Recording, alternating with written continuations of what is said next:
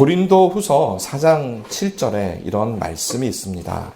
우리가 이 보배를 질그릇에 가졌으니 이는 심히 큰 능력은 하나님께 있고 우리에게 있지 아니함을 알게 하려 함이라. 여기서 보배는 예수 그리스도의 복음이고요. 질그릇은 교회입니다. 우리는 질그릇처럼 깨어지기 쉽지만 우리 안에는 너무나 귀한 예수님의 복음이 있습니다. 하나님께서 연약한 우리에게 이렇게 귀한, 너무나 소중한 복음을 맡기신 이유는 그 심히 큰 능력이 하나님에게 있고 우리에게 있지 않다는 것을 알려주시기 위해서입니다. 하나님께서는 깨어지기 쉽고 연약한 그러한 자들을 통해서 하나님의 영광을 나타내십니다. 여기서 오늘 함께 생각해 보고 싶은 것이 있습니다. 그것은 예수 그리스도의 복음이 정말 보배와 같은 가치를 가지고 있느냐라는 거예요. 세상은 당연히 인식을 하지 못하고 있고 심지어 교회를 열심히 다니시는 분들조차도 예수 그리스도의 복음에 대한 가치를 잘 인식하지 못하고 있을 때가 있다라는 것입니다. 어떤 사람이 여행을 떠나기로 결심을 하고 갑자기 든 마음이에요. 기차역에 갔습니다. 그래서 무작정 떠나려는 마음에 저렴한 기차표라고 생각을 하고 이제 기차표를 사서 여행을 떠났습니다. 기차 안에는 사람들이 식당 칸에도 가고 또 침대 칸에서 편안한 휴식을 취하기도 하는 것을 보면서 조금 부러웠습니다. 나도 이 표를 좀 비싼 걸 사서 저런 걸 한번 해볼 걸 부러워하면서 시간을 보냈습니다. 그런데 목적지에 거의 다다랐을 때 알게 된 것이 있는데 그 사람이 산 기차표가 프리미엄 티켓이었습니다. 그래서 거기 있었던 다른 사람들처럼 식당 칸도 사용할 수 있었고 침대 칸도 사용할 수 있었던 거예요. 다만 본인 스스로가 그 혜택을 누릴 수 있었다라는 것을 몰랐던 것이었습니다. 세상 사람들은 물론이거니와 정말 예수님을 믿고 구원받은 성도들조차도 예수 그리스도의 복음의 가치를 잘 알고 또 그 가치를 내가 누리면서 살아가고 있는지 정말 우리가 한번 살펴보아야 하겠습니다.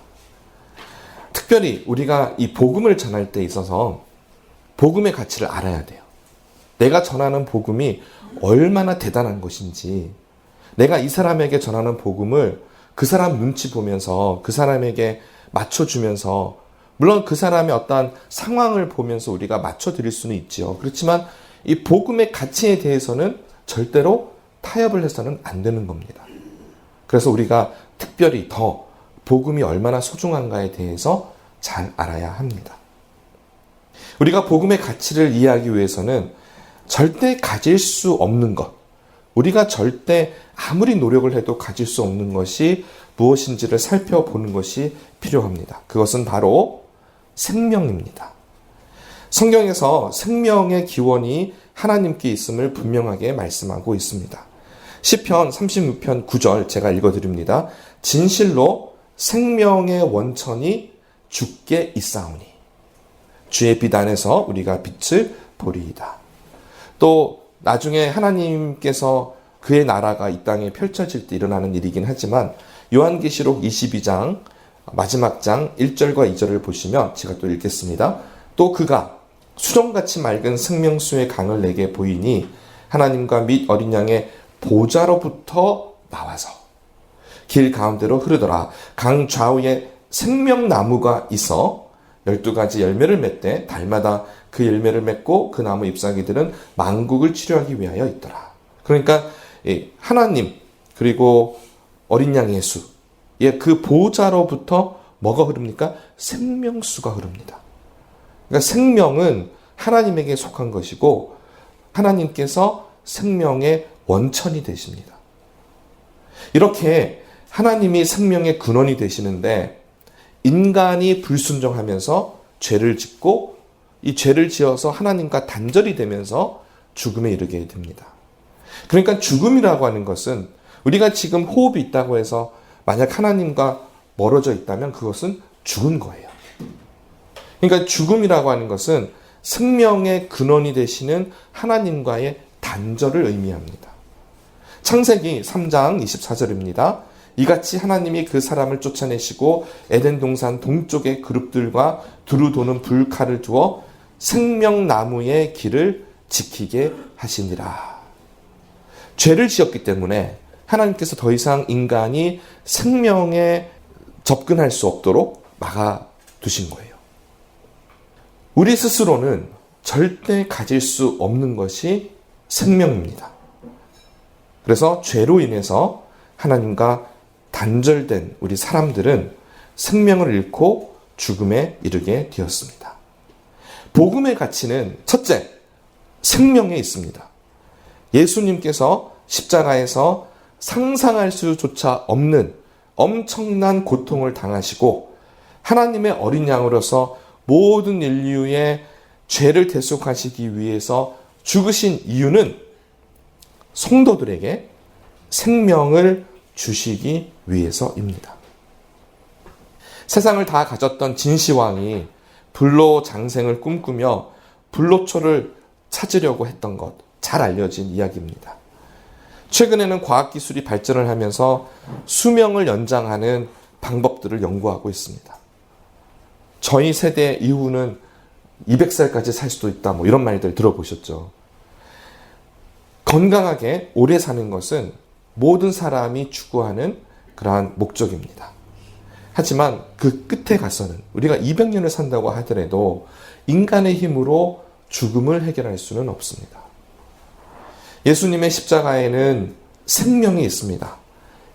이 생명이라고 하는 것은 단절되었던 하나님과의 관계가 회복이 되면서 우리에게 주어지는 것입니다.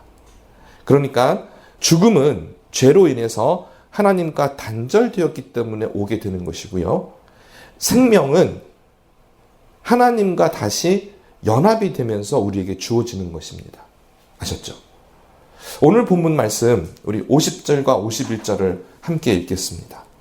50절과 51절입니다. 예수께서 다시 크게 소리 지르시고 영혼이 떠나시니라.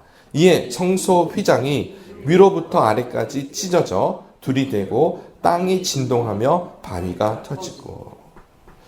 예수님께서 십자가에서 죽으셨습니다. 50절이 그 말씀이에요. 우리 인간이 경험하는 그 죽음을 경험하셨습니다. 육체와 영혼이 분리되는 순간이 하나님의 아들이신 예수님에게 주어진 이유는 우리 인간의 죽음을 해결하시고 생명을 주시기 위해서였습니다. 예수님의 죽음은 죄에 대한 죽음입니다. 인류의 모든 죄를 짊어지시고 십자가에서 죽으셨습니다. 그래서 하나님과 우리를 단절하고 있었던 죄를 없애주신 겁니다.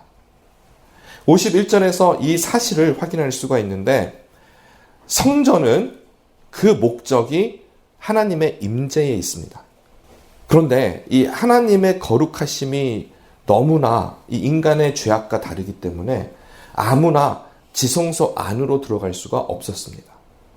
대제사장도 오직 1년에 한 번, 대속죄일에 한 번만 제물의 피를 가지고 지성소 안으로 들어갈 수 있었고 혹여나 죽어버리면 끄집어내야 되기 때문에 방울까지 달고 들어갔습니다. 그런데 이 지성소와 성소를 막고 있었던 휘장이 갈라졌습니다. 그것도 위에서부터 아래로 갈라졌던 것이죠. 유대인 전승에 따르면 휘장의 두께가 한 뼘이 된다고 합니다. 거의 9에서 10cm라고 합니다. 그리고 이건 정말 했는지 모르겠지만 이 전승에 따르면 말 2마리가 양쪽에서 잡아당겨도 찢어지지 않을 만큼 이 휘장이 단단했다고 합니다. 그런데 그 휘장이 예수님께서 죽으시는 바로 그때에 위에서부터 아래로 찢어졌습니다. 이것은 하나님께서 하신 것이고요. 그 이유가 하나님의 임재가 더 이상 성전 건물에 머무르지 않겠다라고 하신 겁니다. 예수님을 믿는 모든 자들에게 하나님이 임재를 하시겠다라는 것이죠. 그리고 실제로 성령님이 우리 믿는 자들 안에 내재하십니다. 이렇게 예수님의 십자가의 첫 번째 가치는 생명에 있는데, 이걸 우리가 잘 알아야 됩니다. 영적인 논리가 뭐냐면, 생명의 원천이신 하나님하고 분리되어 있던 저희들을 이 십자가 사건을 통해서 하나님과 다시 연합하게 해주셨다라는 겁니다. 그러니까 끊어졌던 생명수가 이제는 우리 안에 다시 흐르게 된 겁니다. 예수 그리스도의 복음에 새겨진 또 다른 가치, 두 번째 가치는 사랑입니다. 생명도 사랑도 너무 추상적이에요 라고 말씀하실 수 있어요. 물론 눈에 보이지 않는 겁니다. 생명도 죽고 나면 우리가 그걸 어떻게 취할 수가 있겠습니까? 근데 사랑은 내가 지금 가질 수 있다고 생각하지만 사랑을 잃어보면 그때에서야 사랑이 소중한 것을 우리가 알게 됩니다.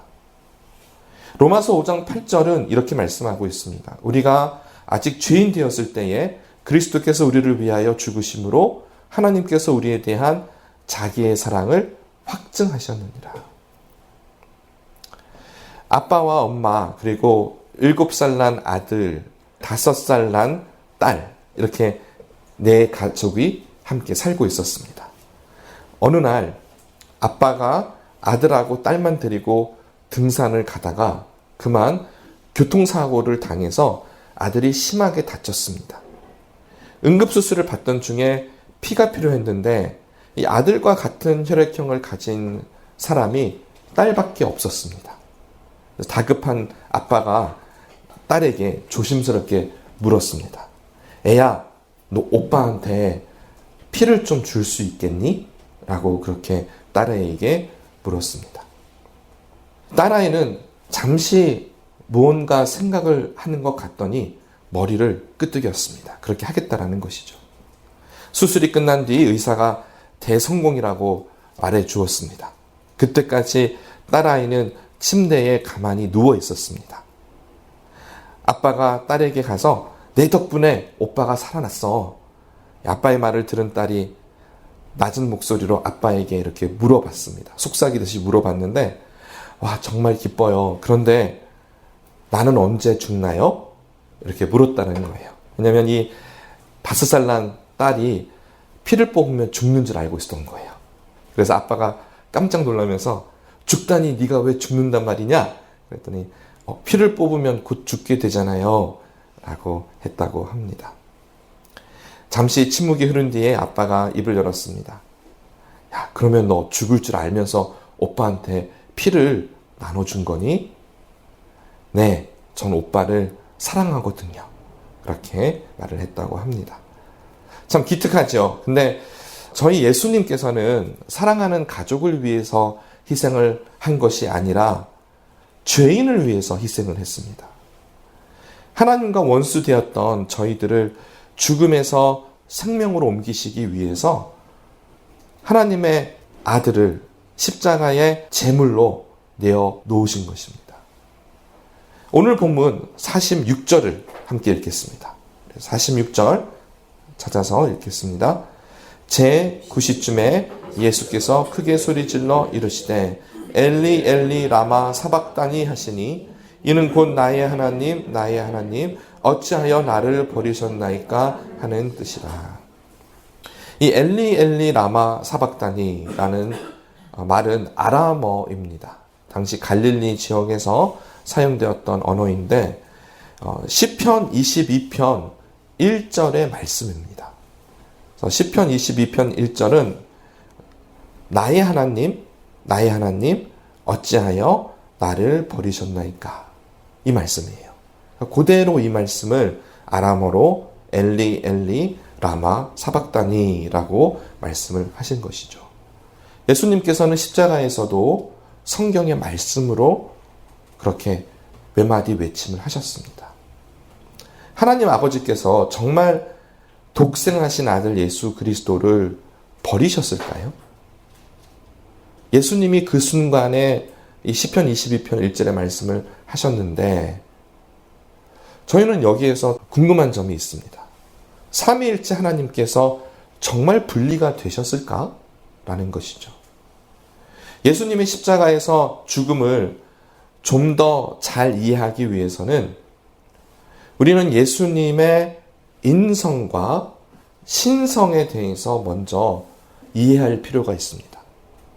예수님께서는 100% 사람이시면서 또 100% 하나님이세요. 이것이 예수님의 독특한 특성입니다. 예수님만이 그러신 거예요. 흔히 우리가 생각할 수 있는 것이 예수님께서는 50% 사람이고 50% 하나님이시다. 그럼 이거는 반반이잖아요. 근데 그게 아니에요. 그렇지 않으세요. 예수님께서는 100% 사람이시면서 100% 하나님이세요. 이는 십자가와 부활에서 증명이 되었는데 십자가에서 죽으셨습니다. 이것은 100% 사람이라는 증거예요. 십자가에서 죽으셨기 때문에 인류를 대표하는 둘째 아담이 될 수가 있으신 겁니다. 하지만 동시에 죄가 없으셨기 때문에 부활하셨습니다. 그래서 부활에서는 예수님의 신성이 100%라는 것을 알 수가 있습니다. 죄가 없다라고 하는 것은 인간에게는 없는 특성이기 때문에 그렇습니다. 그래서 거룩하심이 예수님 안에 계셨죠. 이러한 예수님의 100% 사람이면서 100% 하나님이신 특성을 가지고 특징을 바탕으로 해서 다시 십자가의 죽음을 재조명해 보시면 삼위일체 하나님으로서 절대로 성부 하나님과 성자 예수님이 분리되시지는 않으세요. 신성에 있는 부분에서는 함께 하세요. 끝까지 계속 계시는 거죠. 하지만 예수님의 인성으로 보았을 때 예수님은 인간의 죽음을 100% 경험하셨습니다. 예수님께서 하나님의 아들이시기 때문에, 아니 그분이 삼위일체 하나님이시기 때문에 십자가의 고통을 좀 덜 느끼셨다. 아니라는 겁니다. 우리 인간이 겪을 수 있는 모든 고통을 십자가에서 경험을 하신 것이죠. 이것은 인간이 느끼는 100%의 고통이었습니다. 그리고 죽음에서 인간이 경험하게 되는 육체와 영혼의 분리를 그대로 경험하신 것입니다. 십자가에서 외쳤던 엘리 엘리 라마 사박다니, 이 말씀은 죽음을 경험하신 예수님의 모습이었습니다. 예수님께서는 하나님의 아들이셨을 뿐만 아니라 삼위일체 하나님이셨기 때문에 사실 하늘과 땅의 모든 권세가 예수님께 있었습니다. 앞서 잡히실 때 제자 중에 한 사람이 칼을 들어서 휘두를 때 하셨던 말씀이 있죠. 12군단 더 되는 천사를 보내서 이곳을 쓸어버릴 수도 있다라는 겁니다. 예수님이 그 권세가 있다고 하셨어요. 아시면서도 잡히신 겁니다. 예수님께서는 모든 재판을 받으시고 채찍에 맞으시고 가시면류관을 쓰시고 수치를 당하시고 십자가에서 죽으셨습니다. 이 모든 십자가의 형벌을 받으신 이유가 우리를 위해서라는 것이죠. 사랑은 의도적이에요. 사랑은요, 그냥 우리가 마음 가니까 그냥 아무렇게나 하는 게 사랑이 아닙니다. 여러분, 누군가를 정말 사랑하면 그 사람에 대한 계획이 떠오르지 않으세요? 뭐라도 해주고 싶은 마음이 떠오를 때 얼마나 우리가 의도적이 됩니까? 권세와 능력을 사용하지 않으시고 죽으신 단 한 가지 이유는 우리를 살리시기 위해서예요. 죽어버린, 도저히 어떻게 구원받을 수 없는 우리 존재를 구원하셔서 하나님과 연합하여 생명을 얻을 수 있도록 그 목적을 위해서 예수님이 우리를 위해서 죽으셨습니다. 복음의 가치는 첫째, 생명에 있습니다. 그리고 둘째, 사랑에 있습니다. 이제 마지막 세 번째 가치는 우리의 정체성에 있습니다. 우리는 예수님의 십자가에서 하나님과 화목되었을 뿐만 아니라 성자 예수님하고 연합이 됩니다. 이게 십자가의 굉장한 비밀인데, 이 십자가에서 신랑 되신 예수님과 신부된 우리 교회가 하나가 되는 거예요. 갈라디아서 2장 20절입니다. 내가 그리스도와 함께 십자가에 못 박혔나니 그런즉 이제는 내가 사는 것이 아니요 오직 내 안에 그리스도께서 사시는 것이다. 이제 내가 육체 가운데 사는 것은 나를 사랑하사 나를 위하여 자기 자신을 버리신 하나님의 아들을 믿는 믿음 안에서 사는 것이라. 예수님과 내가 십자가에서 하나가 됩니다. 그래서 여기에 굉장히 중요한 것이 있는데요. 예수님의 모든 것이 나의 모든 것이 됩니다. 그리고 나의 모든 것이 예수님의 것이 됩니다. 이거는 연합하기 때문에 가능한 일이에요. 그래서 우리의 모든 죄악을 십자가에 던져버릴 수가 있는 겁니다. 이게 중요해요. 그러니까 예수님의 거룩하심과 예수님의 공의와 예수님의 모든 것들을 받는 것도 중요하지만 우리의 모든 것을 예수님에게 전가하는 것도 중요해요. 쌍방향이에요. 그래서 우리가 가지고 있는 이 수치와 죄악과 더럽고 정말 어떻게 보면 너무 부끄러워서 내놓을 수 없는 이런 것들을 예수님에게 던져버린 겁니다. 예수님이 받으시겠다 하신 겁니다. 그리고 예수님의 거룩하심과 그분이 하나님의 아들 되시는 그 정체성까지 우리에게 주신 겁니다.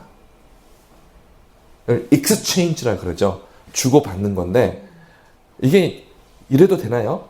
우리의 더럽고 나쁜 모든 것들은 던져주고 예수님의 고귀한 모든 것들을 우리가 받다니요. 근데 그게 예수님의 목적이었다라는 겁니다. 그래서 예수님은 누구시죠? 하나님의 아들이시잖아요. 그럼 우리는 누굴까요? 우리도 하나님의 자녀가 된 겁니다. 왜요? 예수님 때문에. 그게 십자가의 능력입니다. 그리고 이는 그냥 우리가 믿어야지 해서 믿는 그런 게 아니라 우리가 예수님을 그렇게 영접하고 받아들이는 순간 복음을 듣고 이 복음 너무 좋다. 믿겠습니다라고 하는 순간 성령님이 우리 안에 거하세요. 바로 그 순간에. 눈에 보이진 않습니다. 그래서 우리 안에 새로운 정체성을 주셔요. 로마서 8장 14절과 15절 제가 읽어드릴게요. 무릇 하나님의 영으로 인도함을 받은 사람은 곧 하나님의 아들이라. 너희는 다시 무서워하는 종의 영을 받지 아니하고 양자의 영을 받았으므로 우리가 아빠 아버지라고 부르짖느니라. 하나님을 아빠라고 하나님을 아버지라고 부르는데 우리가 전혀 괜찮아요. 예수님을 믿기 전에는 누가 감히 신이라는 존재를 아버지라고 부르겠습니까? 그런데 예수님을 믿고 났더니 우리 안에 새로운 정체성이 생긴 겁니다. 성령님을 통해서. 이러한 놀라운 일이 우리에게 은혜로 주어진 것이죠. 이제 말씀을 맺습니다. 예수 그리스도의 복음은 보배와 같은 가치가 있습니다. 우리 안에 우리 원철치에 담겨있는 예수 그리스도의 이 복음의 크기가 얼마나 클까요? 제가 볼 때 정말 크기도 엄청 크고 정말 너무나 소중하고 귀한 다이아몬드보다 더 귀한 보배 같은 예수 그리스도의 복음이 우리 원철치 안에 담겨 있다라는 겁니다. 그리고 이 세 가지, 첫째 뭐죠? 생명. 둘째, 사랑. 셋째, 정체성. 꼭 기억을 하시고 이 세 가지의 가치가 너무나 소중합니다. 그리고 여러분이 전도할 때, 복음을 전하실 때 이 세 가지 가치를 설명하실 수 있어야 해요. 그래야 상대방이 듣고 이게 뭐지? 복음이라는 게 이런 거야? 라고 하는 반응을 하고 생각을 하고 그럼 그거 어떻게 내가 가질 수 있죠? 라고 하는 데까지 데리고 올 수가 있는 것이죠. 내가 먼저 이 가치를 누려야 해요. 그리고 정말 이 놀라운 생명의 근원이 되신 하나님과의 연합, 그리고 우리를 무조건적으로 사랑하신 정말 우리가 죄인 되었을 때 확정하신 하나님의 사랑, 그리고 예수님과 하나가 되어 하나님을 아빠 아버지라고 부르게 되는 이 놀라운 보배로운 복음의 가치를 우리가 날마다 묵상하시고 순간순간마다 기억하시고 주위에 모르는 사람들에게 전할 때 담대하게 선포를 하셔야 합니다. 그리고 전하실 때요, 이게 너무 소중하기 때문에 아껴서 보여주셔야 돼요. 막 던지시면 안 돼요. 너무너무 소중한 건데 이거를 아무렇게나 전할 수는 없잖아요. 그래서 들을 만한 사람한테 복음을 전하셔야 합니다. 정말 이 가치를 아는 사람한테. 근데 그렇게 하시려면 먼저 기도하시고, 그리고 그분에게 이 복음을 전할 만한 상황이 되었을 때 그때 이 복음을 잘 전해 주시기를 간절히 바랍니다. 이러한 놀라운 복음의 가치를 우리가 잘 알고 또 소식을 전하는 그러한 아름다운 발을 가진 우리 모든 원처치 성도가 되시기를 간절히 축원을 드립니다. 우리 이 시간에 먼저 찬양을 드리고 또 기도하는 시간 계속 하시도록 하겠습니다.